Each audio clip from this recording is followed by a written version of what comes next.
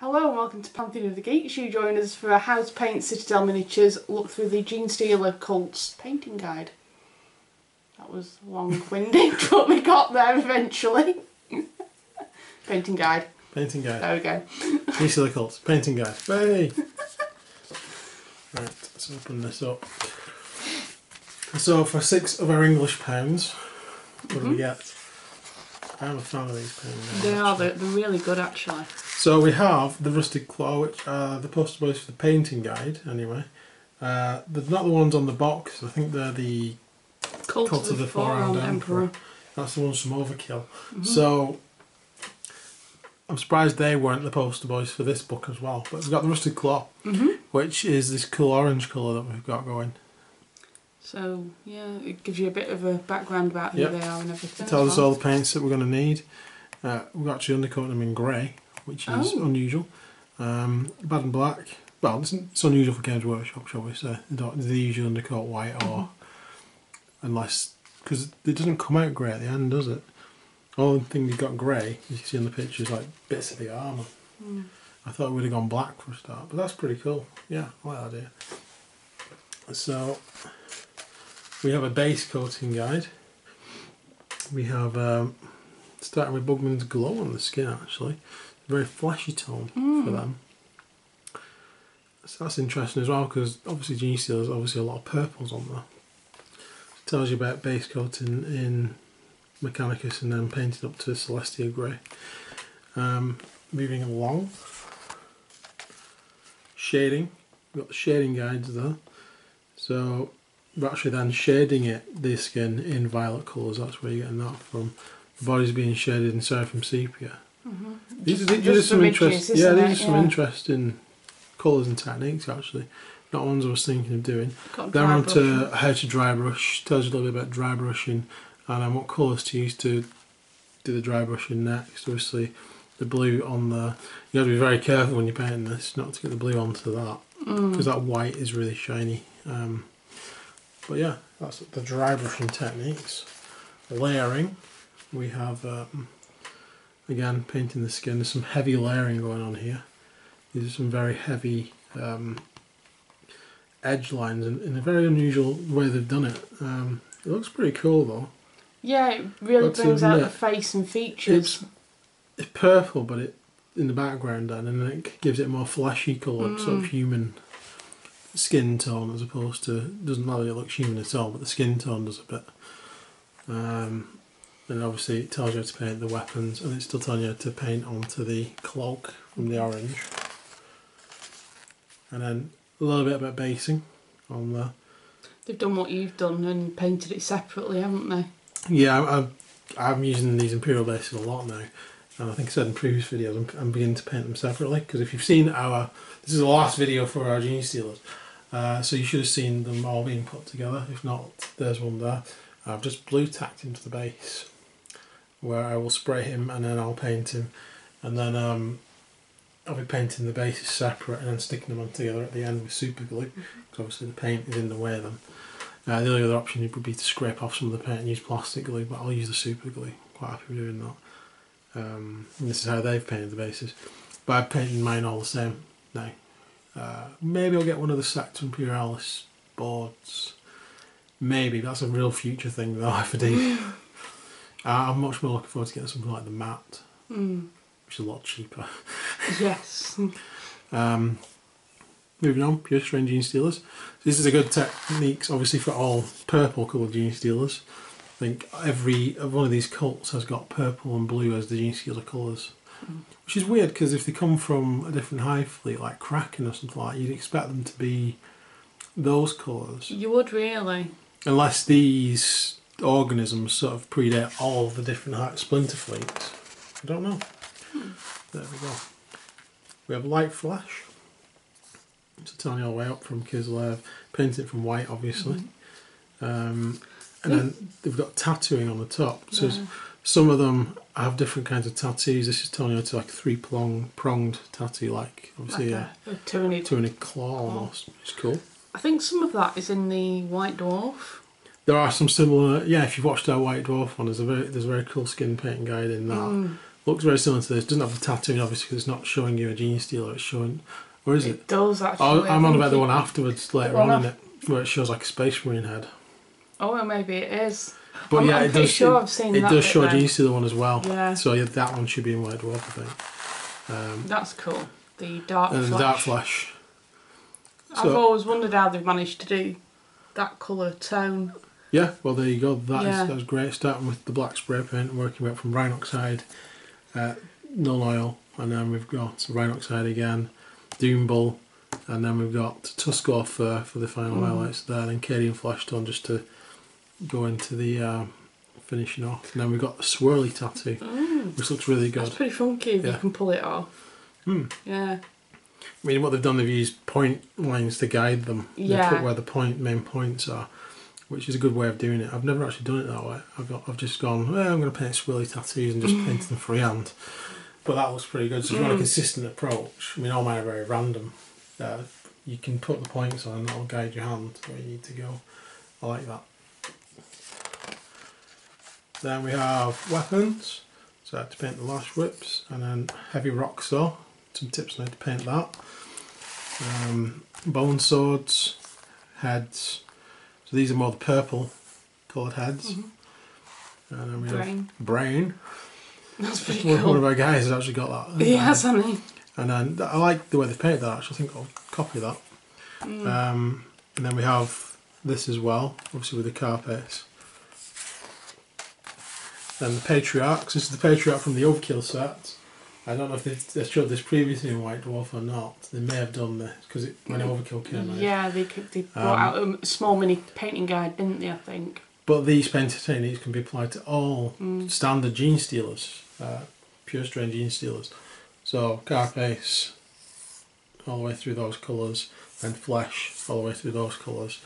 A lot like, I think it's the same sort of colours that I used when I painted the Space Hulk ones. And I'm using another set of Space Hulk ones to I'm going to base them on round bases and use them with the Genestealer Hulks because they look cool. And they've got all this industrial guff on the bases as well. So, tongue there, claws, eyes, then there's an industrial pipe. Slime. Painted in lead belcher, a couple of them with Retributor armour around there. Agrax Earthshade, then highlighting Runefang Steel. Finally applied nickel oxide. So that's pretty much how I painted some of the bases anyway, so that's pretty cool. Slime. Apply Ulthron Grey, then Corellia green shade, tidy with Ulthron Grey and add white scar to the raised detail. Interesting. Or you could just use the Toxin. Yeah. Nurgle's rock, yeah.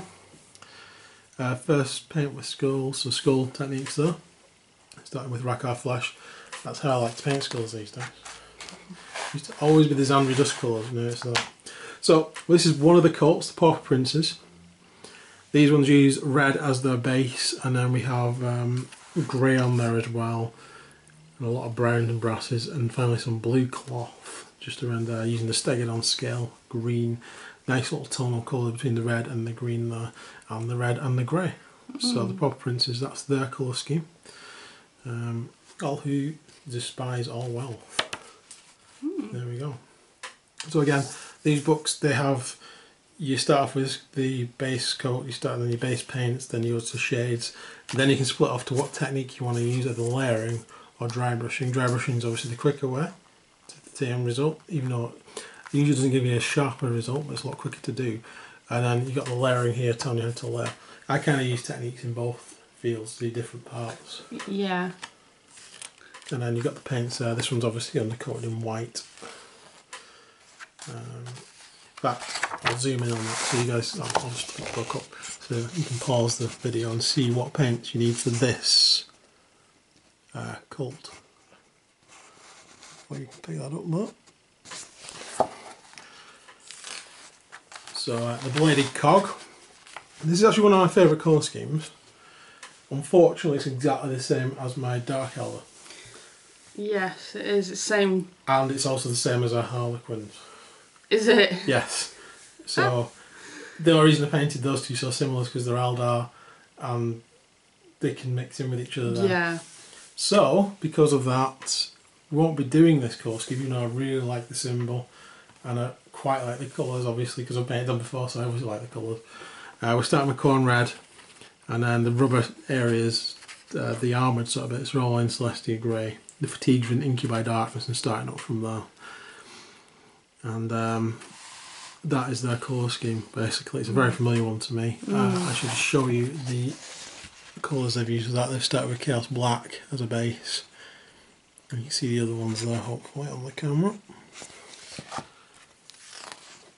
Moving on to the Blessed Wormlings. So we have a slightly different colour scheme here. These are quite interesting because they're like a greeny kind of colour, aren't they? Like a light lime green. By sustaining themselves solely on grubs and leeches scraped from the grave-strewn soil of Masuri Par, the Blessed Wormlings seek to honour the Star Emperor with their lowliness. However, the divinity they worship is not a living god of humanity, but the great devourer, a tyranny beast that longs to gorge itself and all of mankind. So they're basically vegans. They eat insects. So we have a very green colour scheme. This one started with grey as well, as an undercoat. Xandri Dust is making up the parts for the armour, and then we've got Incubi Darkness again on the actual armour parts as opposed to the on the knee pads, etc.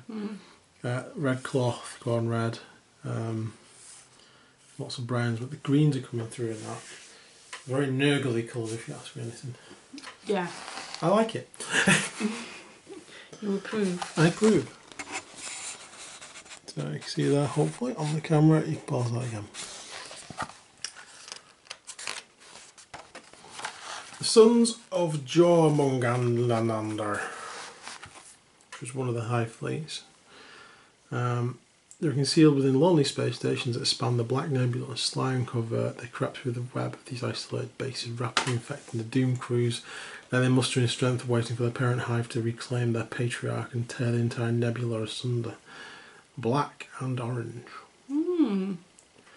Undercoated with black, obviously. Fatigues are in Avalon Sunset. Well, actually yellow, aren't they? It looked orange on there. It's actually yellow. Silver, lead, belcher, brown. There's not a lot of colours on this one, but it does look quite striking with the black. Fatigues and Fugan orange. Brass brown, Agrax earth shade. Reichland flesh shade. And then we go the dry brushed. And then that's that. Or we go this way with the layering. They look pretty cool. I like them. I'm tempted. Tempted. There's a temptation there. Now we have the Cult of the Four-Armed Emperor, who's our current lead spot for actually painting. Yes. So these are the ones from Overkill. These are actually started in grey again. Rubber and black, bad and black, Stegodon scale green, silver lead venture. Moving up there. Did I show the Jormungand paint set actually? I'm not sure if you did or not. Maybe a prat and missed that. There we go. And there is the Four-Armed Emperor. There we go. I'll have to get some mechanical standard grey if I wanted to paint them just like this. I could just paint them in mechanical standard grey to start with. Interesting, I like these colours. These ones sort of really remind me of miners, just the colours that they've got on them. Yeah, they are very, how can I put it, striking, and colours just seem to be right. The image we have there doesn't actually have a gold gun on it. Just notice it's got like a black gun. It's got like the hazard stripes on it. I suppose you could do them as you wanted, couldn't you, really? Yeah, you don't have to do them like this. You could use the main colour scheme and just paint the gun slightly differently. Like you paint some one colour, paint some with hazard stripes, and just to mix them up a bit. So we have the Hive Cult. This is an interesting colour scheme. It is actually. It's sort of it's got the green on there, which is coming from Incubi Darkness again, but the cloth is in Screamer Pink. And then the under parts of the armour and stuff, sort of legs I mean, the fatigues even, that's the word I'm looking for, is Xandri Dust. And that's an interesting set of colours. It is. I like the green on that actually. Again, that's from Incubi Darkness, Calbite green, goes up to, where's the next layer? Oh, changes there, doesn't it? Mm. So the green is sabrite green, so it's full sort of dark elder colours. That's why I like the green on it as well. You've still got the blue hands though. The hands look fairly blue, or whatever it is. These guys are the hybrids. So again, the skins are pretty much the same because they've done the skin colours in purple. And so the arms are in blue, like the pure strains and stuff. Colours for these. There you go. We have the Cult Hydriac. So these guys again, we've got orange in there. Let's see what it starts with Jericho orange, this one. Dugan orange. Again, that's an interesting scheme. Yeah, it's a lot. Because you've got the white and the orange. There's a lot of interesting schemes. It's very tough to pick one. It is. And that is the end of the book, other than giving you favourite paint combinations there. So, we need to go in out and discuss how we're going to paint ours. We will be picking one of these. Definitely we'll be picking one. I don't know whether we'll pick it now. Yeah, we'll have need to to really have a have think about it. A lot of the core schemes called to me. I don't want to paint something I've painted before. It's probably going to be the Cult of the Four-Armed Emperor for me. But we need to think about it. So I hope you've enjoyed this video. If you've got any comments on which colours scheme you think we should do, put it in the comments. You can have a look. If you want me to do a painting video on the colour scheme I finally choose, also put it in the comments. I'll do a painting video, and we can have another look at the guide and go through the parts that we're actually going to use. And yeah. So thanks for watching. I hope you've enjoyed all the Genestealer videos. This is our final Genestealer video for this week. Next week we've got the truck coming. We've already pre-ordered that, and we've got two of them, so we'll probably build them the two different ways on camera. I'm going to see about magnetising the weapons, etc.